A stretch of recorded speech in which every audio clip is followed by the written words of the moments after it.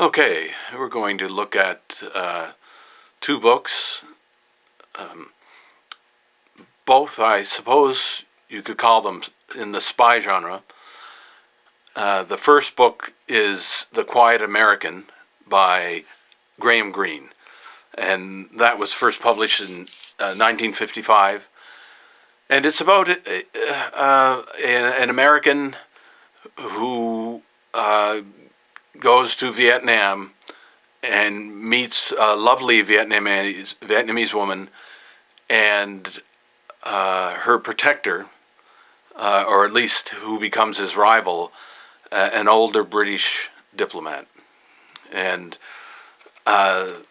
it turns out that as the American rushes in full of idealism and full of the Yankee confidence that the world can be changed and rendered along American ideals, or at least by them, we see that with Graham Greene, we see, yes, the policy, yes, the intrigue, but we also see something that is not usually seen in spy novels, and this is why I hesitate to lump Greene in with the spy genre. He's really writes literature. The main concern for him is not whether or not the plot, the hitch and the twist in the plot turns out okay. We have far more invested in these people by the time the novel ends, whether or not we're going to have a good potboiler, or whether or not the spy novel is successful. He is far more interested in human beings, of themselves, and where they, what beliefs they hold, how they're violated, how they can live with that or don't. That's really literature, when literature takes over a genre like a spy novel. That's what happens. You get Graham Greene. And so, yes, he has it's almost like you can read all of him for that, diplomacy, spy, action, adventure, anything like that. He can do it. But there's a reason he was celebrated as a literary writer and not a spy or an action writer. And The Quiet American is a very good example of this. Very powerful novel. It does have an ending that, you say, well, does the mousetrap come down at the end? Are all things satisfied? Yes, but not in a way, not even then in a way that you would expect. So I would recommend Greene, and in this novel, just to get you hooked, he'll tell you about, the diplomacy in Vietnam, and how that is rendered through his story to a satisfactory ending, and the movie, by the way, the movie is very well done, and with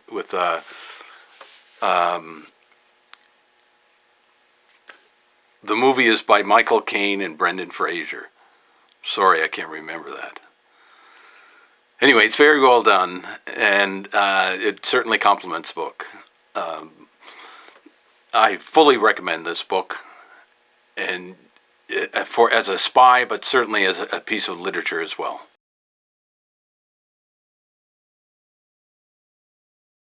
Second book is a spy book.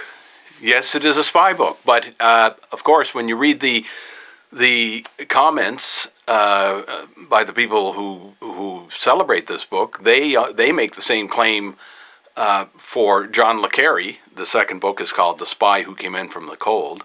They make the second claim for le Carre, as I've just made for Graham Greene. Interesting to read both books and see which one actually has a claim to literature. And again, many people who like genre fiction, like horror or mystery or spy or whatever it is, will get a bit defensive by saying, why are you calling this literature, and why isn't my reading guide literature? Well, because when it comes to the point of a plot turning, it always has to be, in genre fiction, there has to be a mystery, there has to be a horror, there has to be a betrayal. That's what you're writing in. And literature, not all of those or none of them may be in place. You're looking more at other things that a very unpredictable book would be. In literature, you say, I have no idea where this is going. It's gripping, it's fascinating, but I don't expect, the butler to be killed in the pantry. And you won't get that. So, in John le Carré, there's a very good spy story. So you're reading about the protagonist, and he wants to come in from the cold, that is, to retire, and he wants his woman to come with him, and there is intrigue, very well done, very well written. Le Carré's a good writer, and I was gifted with some Le Carré books after having confessed that this was the only book of his I've read. So now I have several, which I'll get through, because he is a good writer, and it's whether he can stand up to Green. Let that be your experiment, and let that you're two very capable writers, but both of them working in the spy genre, which is interesting in itself, and very, very popular. It hasn't, as Le Carré has proven, it hasn't fallen away after the Soviet Union collapsed in the early 90s.